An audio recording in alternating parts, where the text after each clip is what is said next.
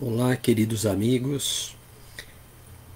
Bom dia a todos vocês que acompanham regularmente as lives que são realizadas aqui através do Facebook na página Cefif Espírita e que são realizadas nos dias das palestras públicas que acontecem na nossa Casa Espírita, na Sociedade Espírita e Filantrópica Irmã Francisca, como de costume, às segundas-feiras, às 20 horas, nas quintas-feiras, às 14 horas, nas sextas-feiras, às 19 horas, e nos domingos pela manhã, como hoje, no domingo, dia 31 de maio de 2020, também às 10 horas da manhã.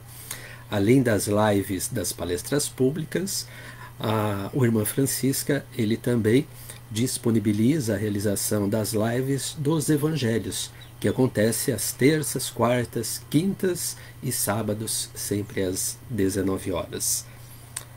Então, nesse instante, quero convidá-los a fechar os olhos e, nestes breves momentos, vamos nos deixar envolver pela espiritualidade amiga aqui presente, os nossos mentores espirituais da casa espírita que nos acolhe com tanto carinho e que nesse instante se desdobram nos acompanhando em nossos lares, onde podemos participar virtualmente de mais este aprendizado.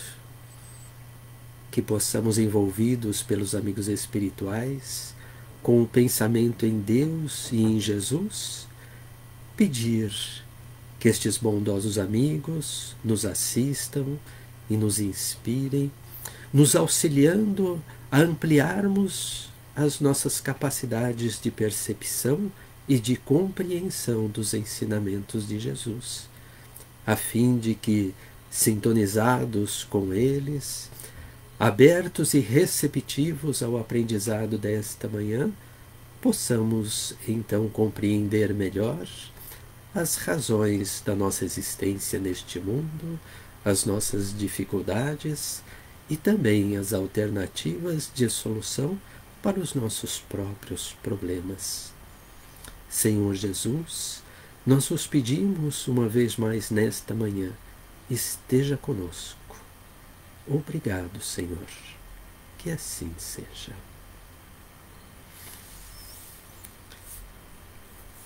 Gente, o tema escolhido para que nós pudéssemos estar aqui conversando virtualmente um pouquinho, né, já que nesse período de afastamento, não é, vocês estão nos seus lares, não é, e nós, não é, os expositores de palestra, nos nossos lares, o tema é do capítulo 3, Há muitas moradas na casa de meu pai, o item 6, que ele tem por título A Destinação da Terra e a Causa das Misérias, escolhido justamente por conta desse período de recessão, de afastamento, de exclusão, de isolamento, que vocês queiram chamar, não é?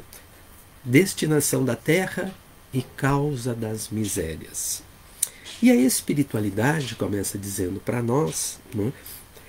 Nos surpreendemos em encontrar na Terra tanta maldade e paixões mesquinhas, tantas misérias e enfermidades de todo tipo, e concluímos que a espécie humana é uma triste coisa. Então, não é? Esta é uma colocação que a espiritualidade faz para nos chamar a atenção. E efetivamente, não é?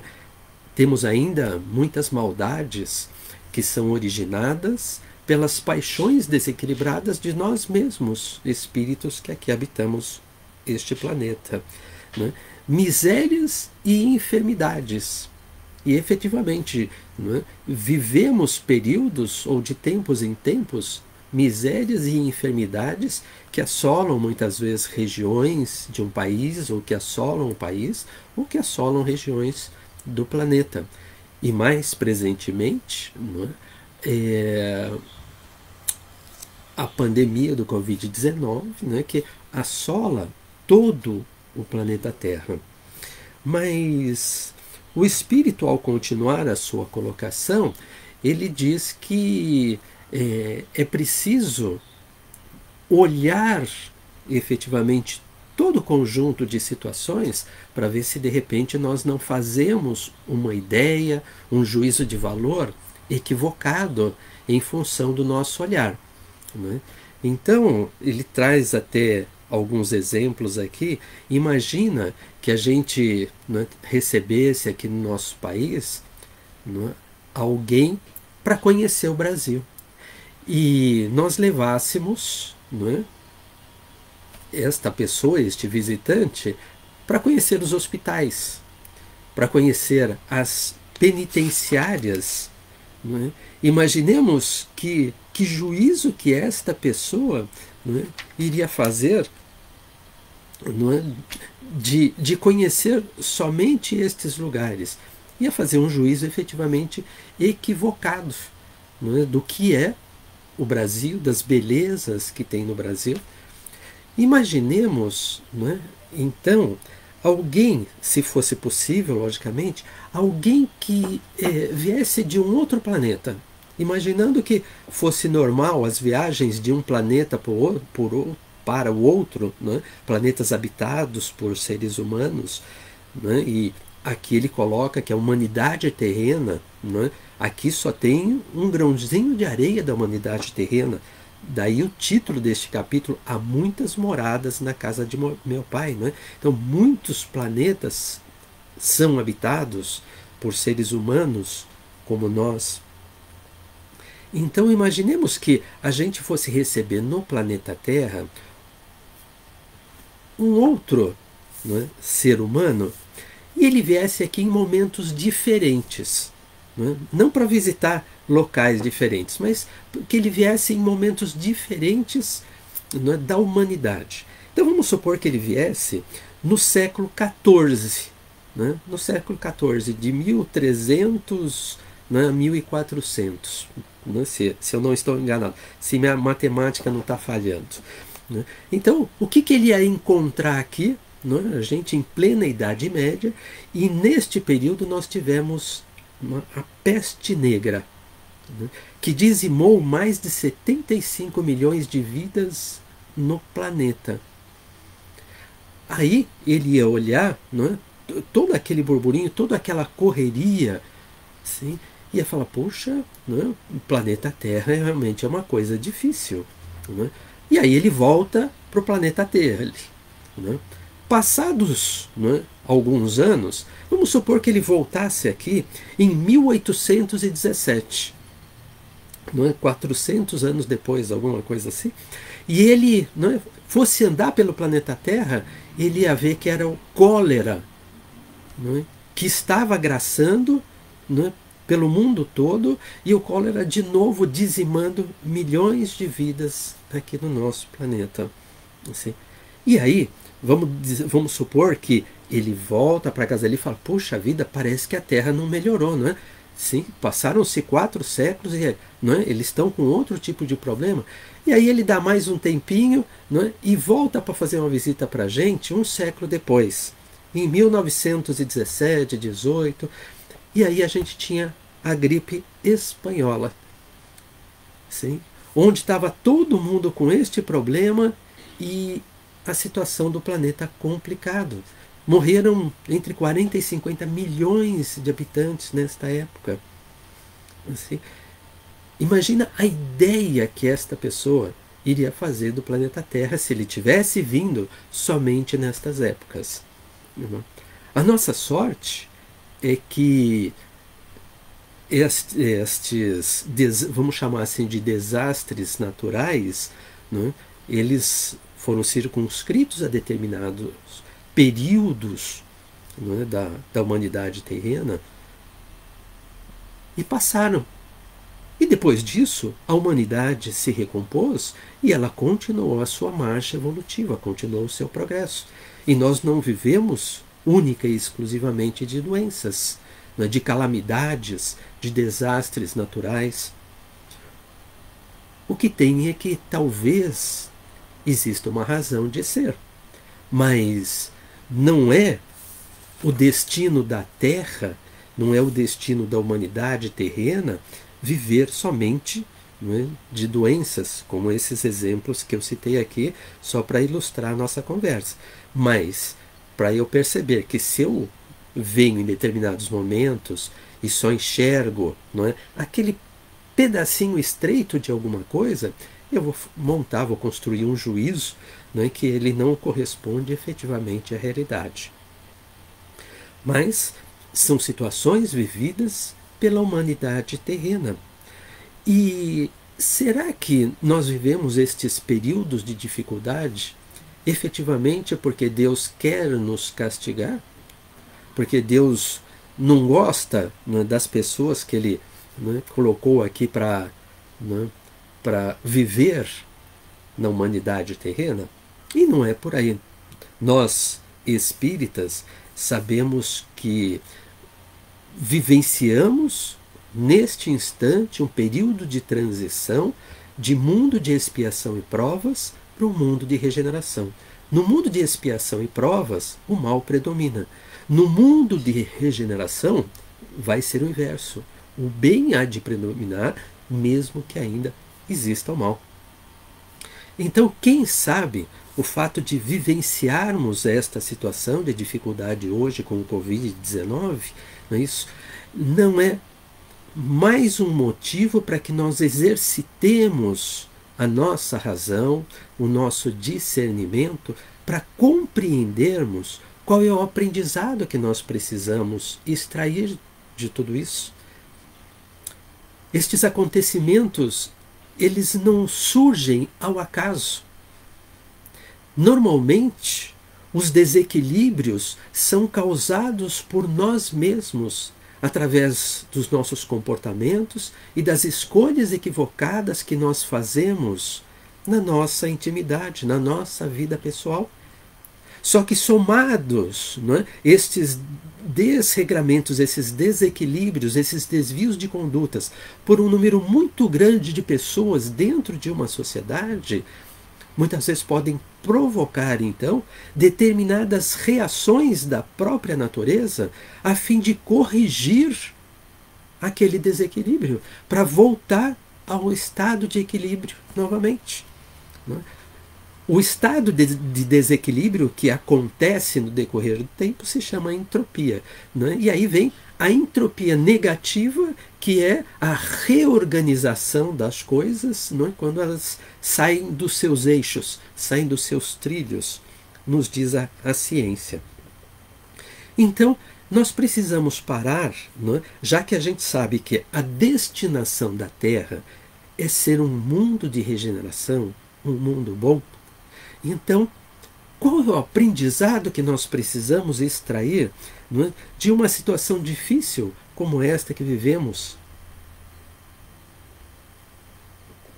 aqui nestes momentos da Terra? E as situações difíceis nós vimos em relação aos desastres naturais, já aconteceram outras vezes. E a situação difícil, não é porque nós não temos uma vacina ainda para esta doença, não é isso? Nós ainda não temos um protocolo médico definido, não é, claramente para o tratamento das doenças, sim?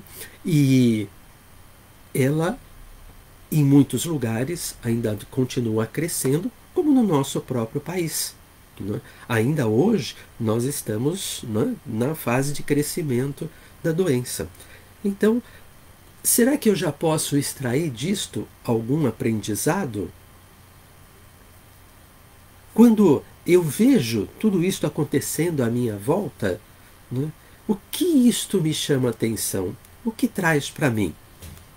E eu particularmente, aí eu não sei se vocês concordam ou não comigo, mas eu tenho visto, né, uma polarização de duas ideias bastante distintas em relação ao acontecimento em si. Né? Numa das, né, pontas de uma corda, né, eu vejo uma ênfase muito grande em que nós precisamos, o quanto antes, voltar ao trabalho, voltar à atividade normal, não é? E retomando a atividade econômica, não é? A gente, não é? Voltar a ter empregos de um lado. Não é? E de outro lado, eu vejo, não é, que há uma preocupação muito grande com a vida das pessoas em si, não é, com as escolhas feitas pelas pessoas, se preservem o maior número de vidas, não é, e, consequentemente, um menor número de pessoas venham a morrer. E vejam que, não é, os números, não é, eles não são pequenos em relação a isso. Eu fiz um levantamento agora pela manhã, não é, antes da gente estar conversando, de como é que anda a pandemia, para termos uma ideia, e nós temos no mundo, arredondei para cima, viu, gente? Já coloco aqui, se vocês forem entrar e verificar os números não são exatos, porque eu arredondei para facilitar a conversa. Então, 6.100.000 pessoas infectados. 2.600.000 desses se recuperaram da doença. E 370.000 mortes. Isto daqui no mundo. Não é? Aqui no Brasil nós temos algo em torno de 500.000 pessoas infectadas, 201.000 pessoas recuperadas, 29.000 mortes. Então vejam que os números eles são relativamente grandes. Mas quem é que tem razão? Não é? As pessoas que querem preservar as vidas ou as pessoas que querem, não é, manter a economia aquecida, funcionando, não é, e, não é, preservar o número de empregos? E realmente é difícil de se posicionar. Não é uma tarefa fácil. Muitas vezes eu preciso, não é, estar na pele, não é, na situação desta ou daquela pessoa para conhecer bem a realidade. Mas nós temos alguns parâmetros, não é, para nos auxiliar a enxergar um pouquinho melhor os fatos e talvez a gente ter, não é, não formar um juízo de valor, mas formar um juízo de fato, um juízo real, baseado em dados que venham nos alimentar para saber em qual direção eu vou ou não seguir. Não é? Como é que, não é, eu saio dessa, não é, saia justa, não é, de pender para um lado ou pender para o outro? E aí eu fui, não é, fazer um levantamento para ver como é que são essas situações, não é? A economia, o emprego, não é? As crises. E vi que a humanidade, assim como tem passado por aqueles desastres naturais que ceifaram milhões de vidas, não é?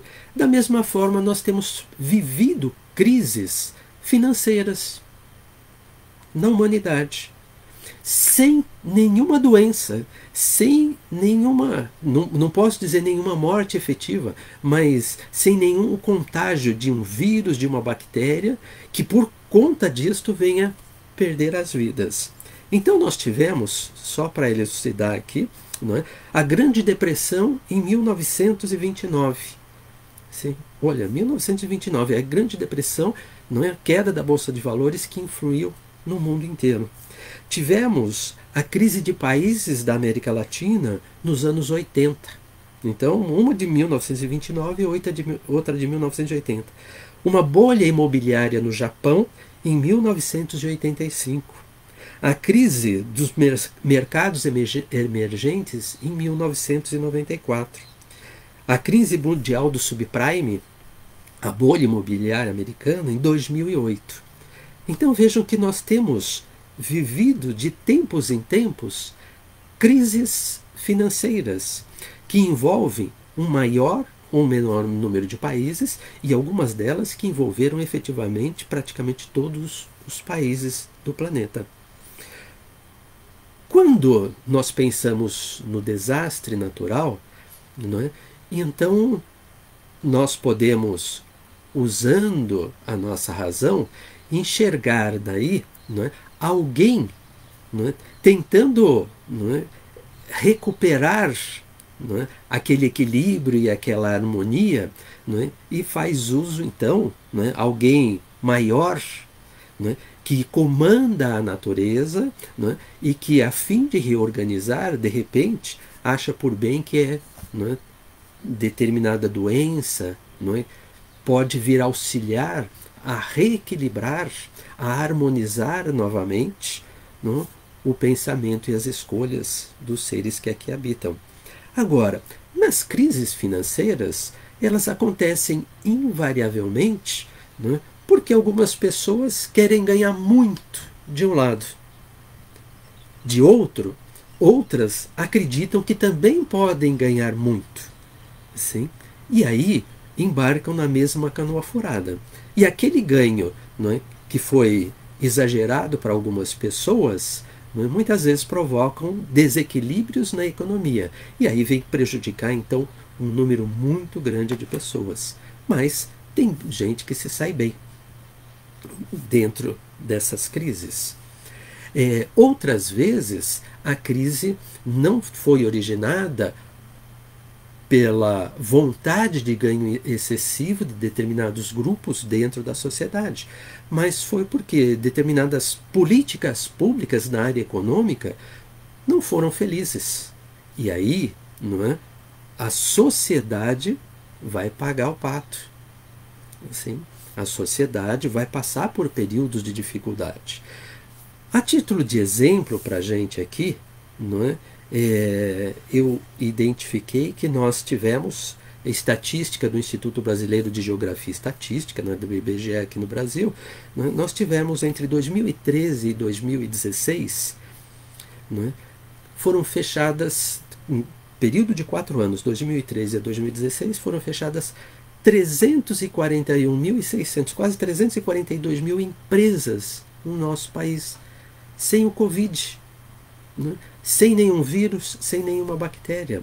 Foram fechados 3.700.000 postos de trabalho, sem envolvimento nenhum. O rendimento, não é? O salário encolheu 0,7%.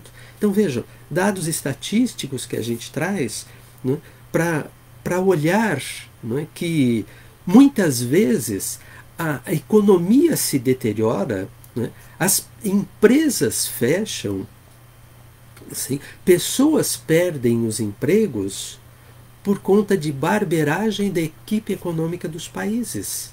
Ou quando quiseram ganhar muito nos mercados imobiliários do Japão, dos Estados Unidos, não é? O impacto que isso causou na economia não só desses países, como dos outros países, não é? Provocando um empobrecimento de muitas pessoas, a perda de emprego de muitas pessoas. Então são situações criadas pelo próprio homem na área da economia, e quando vem a doença, a maior parte das vezes ela é causada efetivamente, né, pelo abuso que o homem comete em determinados aspectos da sua vida. Então, e aí? Como é que eu estou? Como é que eu me posiciono diante de tudo isso? Assim, porque se a doença ela vem e é para o meu aprendizado, se um número tão grande de pessoas, que provavelmente deve chegar a 500 mil de pessoas, não é, que terão morrido ao final de 6 meses desta doença, não é, a mudança de comportamento provocando, não é, em nós a permanência dentro das nossas residências. Então, que tipo de mudanças esta situação provocou na minha vida e o que eu tenho aproveitado disto? E aí a conclusão que eu cheguei, que vocês têm todo o direito de discordar, logicamente, é que, para mim, proporcionou a oportunidade de estreitar a convivência dentro da família aqui em casa. Assim, não só nós aqui, mas antes, né, 2 netos ficavam conosco em casa, né, durante o dia, porque os pais estavam trabalhando. Né? E aí, de repente, né, cada um dos filhos, né, filhas, genros, né, e os respectivos filhos, nossos netos, ficaram nas suas casas. Então, antes, nós cuidávamos desses 2 netos.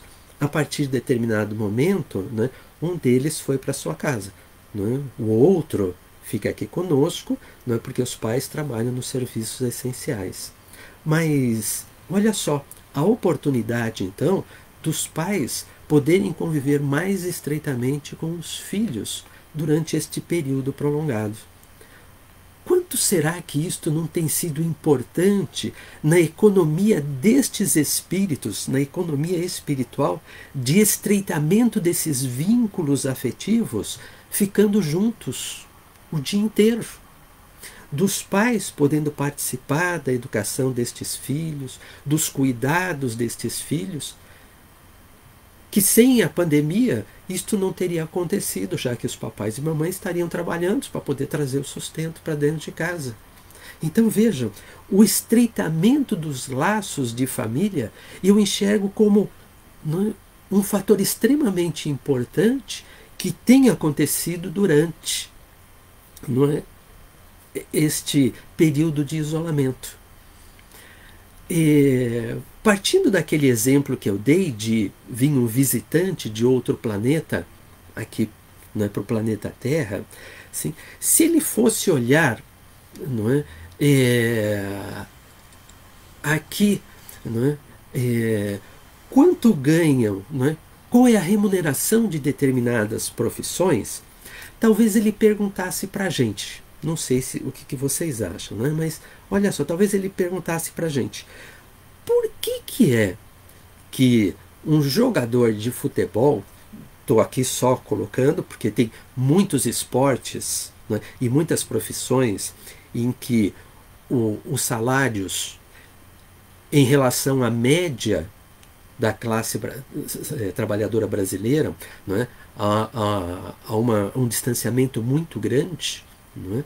Então, por que um jogador de futebol, e aqui só como exemplo, nada contra, né, o que ganham os jogadores de futebol, de forma nenhuma, nem nenhum outro atleta, nem de nenhuma outra profissão, mas por que ele ganha mais do que um médico? Não é? Por que ganha? Não é ganha mais, né? Ganha muito mais, exageradamente mais do que um médico, exageradamente mais do que um professor, sendo que durante este período, né, em que nós estamos vivendo de afastamento social, o jogador ele está fazendo seus exercícios em casa para manter a sua forma física. Né? E é o médico, é o enfermeiro, é o recepcionista que está na linha de frente de toda esta pandemia, colocando em risco a sua própria saúde, a sua própria integridade física, e correndo o risco ainda de contaminar outras pessoas, tanto que tem muitos que nem voltam para dentro de casa. Permanecem isolados quando saem do ambiente hospitalar. Por que desta distorção? Será que vale menos o trabalho do médico e mais o trabalho do jogador de futebol? Aqui, gente, lembrando só a título de comparação de 2 profissões com salários muito diferentes. Um professor, o professor que tem como função principal auxiliar, né, estes espíritos aqui reencarnados desde tenra idade no seu desenvolvimento da sua intelectualidade, da sua aprendizagem, da sua instrução, do seu caráter. O professor ajuda, colabora na formação do caráter do indivíduo. E é para o resto da vida. Então, será que nós, como resultado deste afastamento social, vamos aprender a dar efetivamente o valor que cada profissão deve ter por aquilo que ela dá de contribuição para a sociedade, de retorno para o próprio indivíduo. E agora, não é, vamos falar um pouquinho, não é, da riqueza de aprendizado em relação à moral, não é, que o afastamento sugere para a gente. Não é? E aqui, vejam que nós temos as organizações de saúde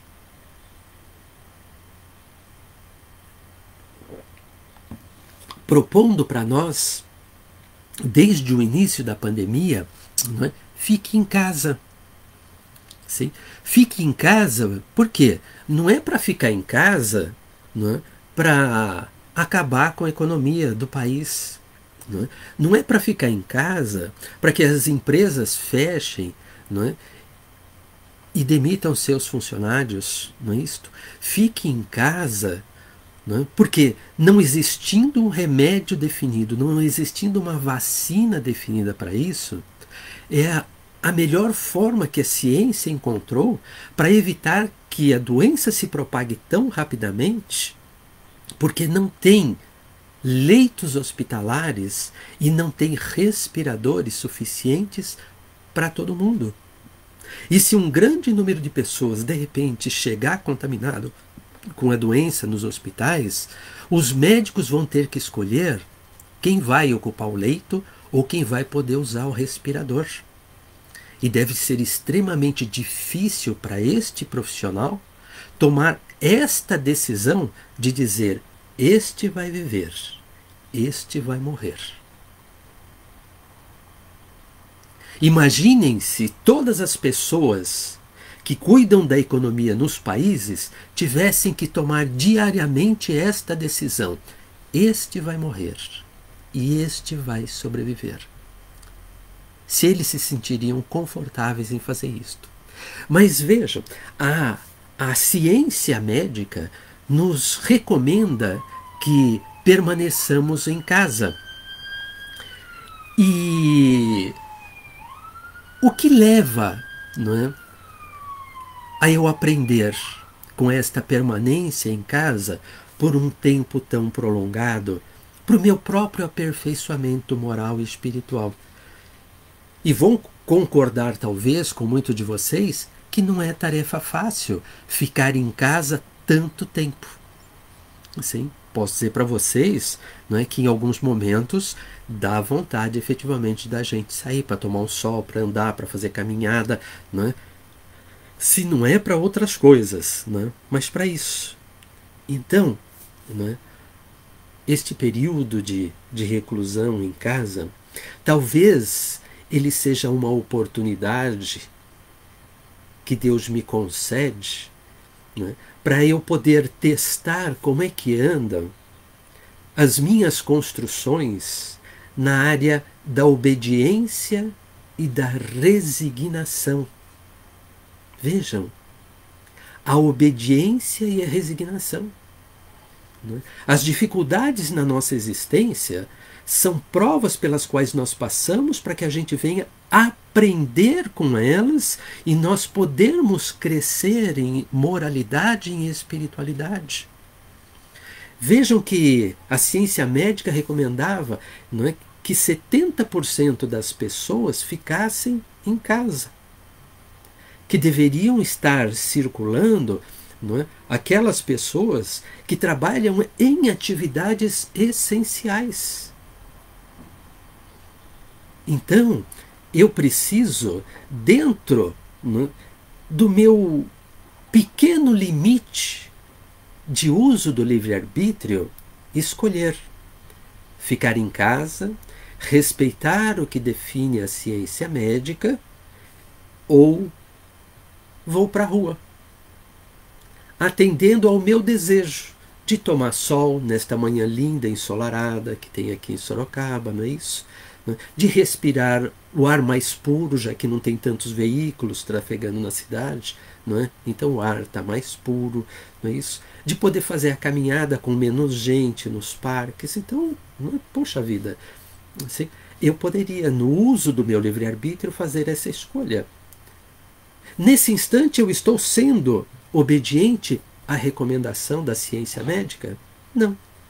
Eu estou simplesmente querendo satisfazer o meu desejo de ir lá, não é? Fazer meu exercício, a minha caminhada, não é? Respirar, não é? Olhar a beleza, não é? Do nosso outono aqui no Brasil. O que eu estou manifestando nesse instante? O meu egoísmo. O que importa sou eu nesse instante. O que importa é a satisfação dos meus desejos. Será que é este o aprendizado, efetivamente, que eu devo extrair deste período de reclusão? Continuar satisfazendo os meus desejos, as minhas vontades, sem pensar no meu semelhante? Sem pensar que ao passar do lado, não é? E eu precisei, durante estes 2 meses e pouco, não é? Precisei ir 2 vezes ao mercado, e nas 2 vezes, passando pela ciclovia, eu vi as pessoas transitando pela ciclovia, ou de bicicleta, ou a pé, sem máscara. Famílias, não é? Com crianças, não é? Transitando, caminhando, sem máscara. Então, quando eu ajo desta forma, sim, será que eu tenho consciência de que eu posso ser um vetor de transmissão? Eu passei do lado de alguém que espirrou, que tossiu, e de repente eu aspirei aquelas gotículas minúsculas. E a pessoa, não é, estava, até sem o saber, não é, com o Covid-19. Eu aspirei aquilo, não é, e de repente, dentro de algumas horas ou alguns dias, sou eu que estou infectado. Nesse instante, eu passo a ser um agente vetor de transmissão da doença. E posso contaminar outras pessoas que convivam comigo. Será que eu tenho esta consciência de que, não é, a necessidade de exercitar a obediência e a resignação é para que eu possa, não por medo, evitar de me contagiar e de morrer? Porque morrer, todos nós vamos morrer, mais dia, menos dia, com Covid ou sem Covid, não é, com infarto, não é, com AVC. Nós podemos desencarnar a qualquer instante. Mas o fato de não ser um vetor de transmissão da doença. Paulo diz para mim, tudo posso, mas nem tudo me convém. Eu posso fazer tudo o que eu quero fazer, mas nem tudo o que eu posso fazer convém que seja feito. Eu não vivo isolado do mundo, eu vivo em sociedade. Aqui dentro de casa, não é? Eu sou do grupo de risco e tem mais 2 pessoas do grupo de risco aqui em casa. Já pensou se eu trago a doença para dentro de casa e contagio estas pessoas? Não é? E eventualmente posso contagiar, eu moro num prédio, e posso contagiar, deixar o vírus no elevador em suspensão, outra pessoa entra ali, não é? Aspira o vírus e de repente ela está contaminada. Então, gente, exercício da obediência e da resignação. Lá no capítulo 9, Bem-aventurados os mansos e pacíficos, o Espírito Lázaro diz para mim, olha, a obediência é o consentimento da razão, a resignação é o consentimento do coração. Então eu preciso, no uso da minha razão e do meu coração, do meu sentimento, olhar o que eu preciso fazer de melhor para evitar de ser este agente transmissor de doença na sociedade. Como isto é importante para mim? Se eu quiser satisfazer o meu desejo e sair, eu corro um risco muito maior de ser este agente transmissor. Se eu ficar em casa, exercitando a minha obediência, não é, ao que diz a ciência médica, eu evito de ser esse agente transmissor, além, não é, de evitar, não é, de eu adquirir o contágio, de repente eu ser mais uma pessoa, não é, a ir buscar os serviços de saúde, não é, que já estão sobrecarregados.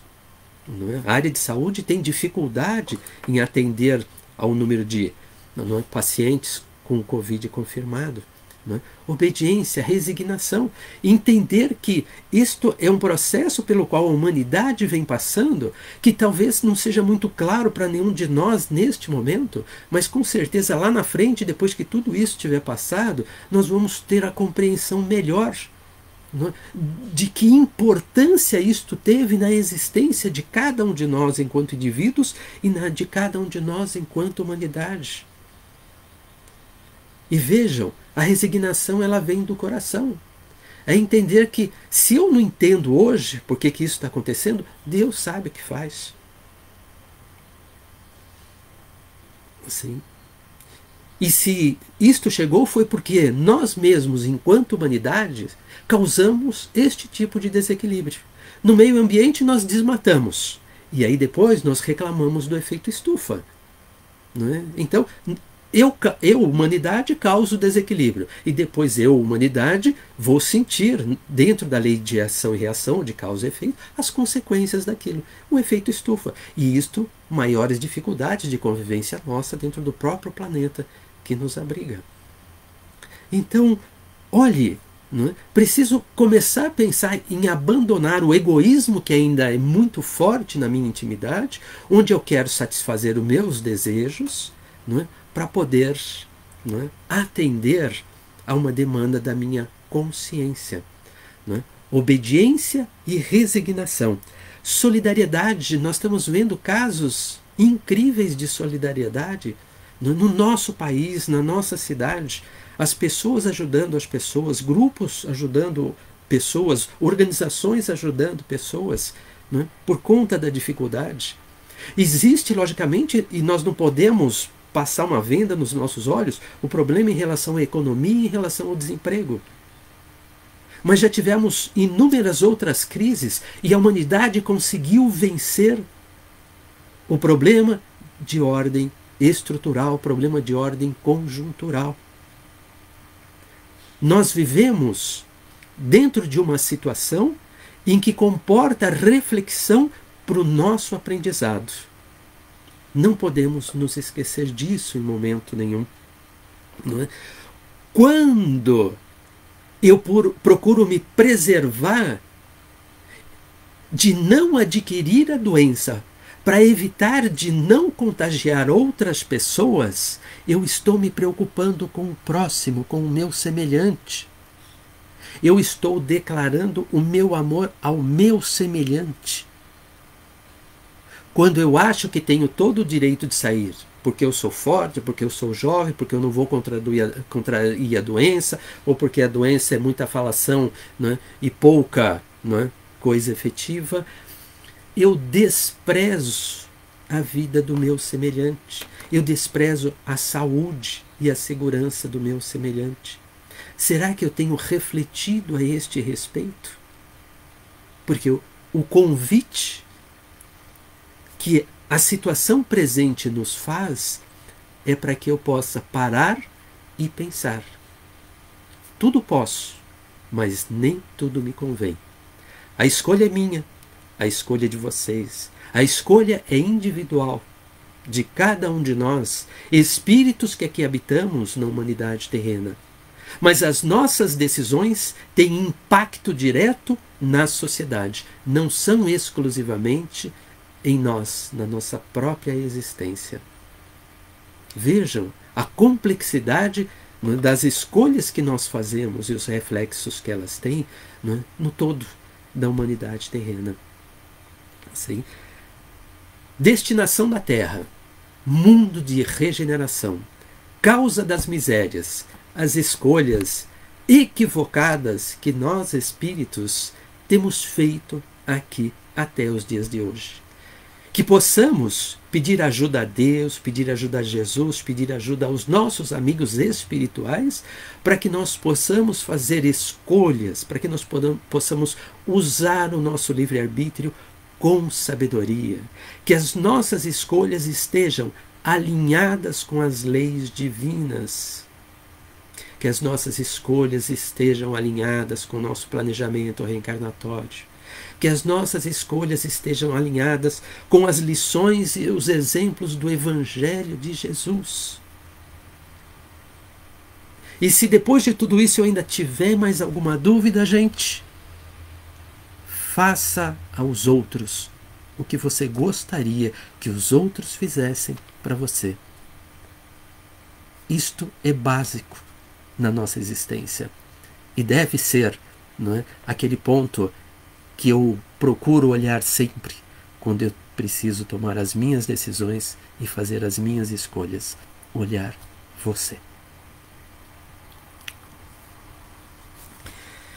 É isso, minha gente.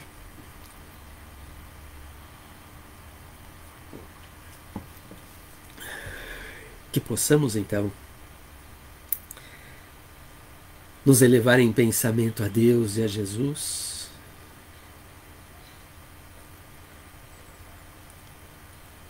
e sentir na nossa intimidade, no recesso do nosso lar, sentir que Jesus aqui se encontra presente junto de nós, estendendo seus braços amorosos, nos estreitando em seu peito carinhosamente, dizendo a cada um de nós: vinde a mim, vós que sofreis, porque eu o consolarei, eu atenderei às suas necessidades. E percebendo Jesus a nos embalar nestes momentos em seu regaço, que possamos vibrar do fundo do nosso coração o sentimento mais puro, mais nobre, que cada um de nós carrega na própria intimidade, depositando então este sentimento, esta vibração nas mãos do Mestre querido, pedindo que Ele possa multiplicá-las, a fim de que elas sejam então levadas a todos os nossos irmãos da humanidade terrena, que vivenciam dificuldades do corpo ou da alma, quer estejam encarnados ou desencarnados, para que eles possam, amparados e assistidos, serem fortalecidos também na sua fé, na sua vontade, na sua coragem, na sua esperança, para que possam se perceber filhos de Deus e nesta condição sentirem vibrar na sua intimidade as bênçãos de Deus no coração de cada um. E que possamos, irmanados no fluido cósmico universal,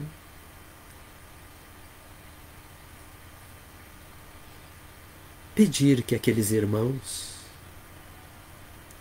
que têm retornado ao mundo espiritual em grande quantidade, que também possam ser acolhidos, receber o tratamento da espiritualidade e, assim que possível, serem esclarecidos da sua condição, a fim de continuarem a sua jornada na pátria espiritual.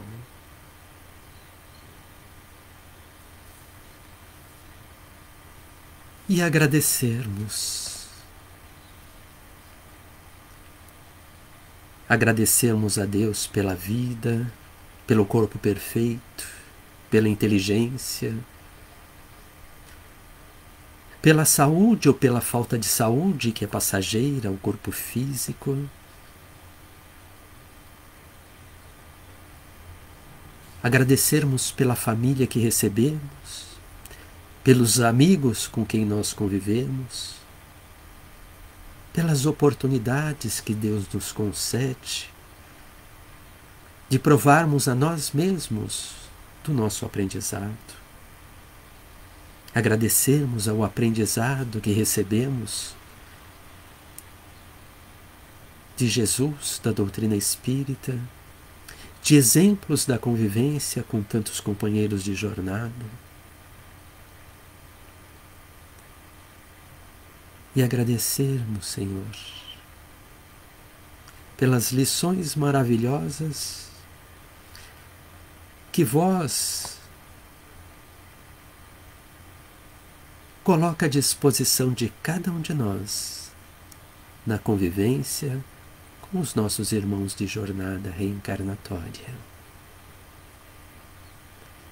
Que possamos manifestar a nossa gratidão a Deus, a Jesus, aos amigos espirituais. E que este Mestre querido possa nos acompanhar em nossa caminhada. Obrigado, Senhor. Que assim seja.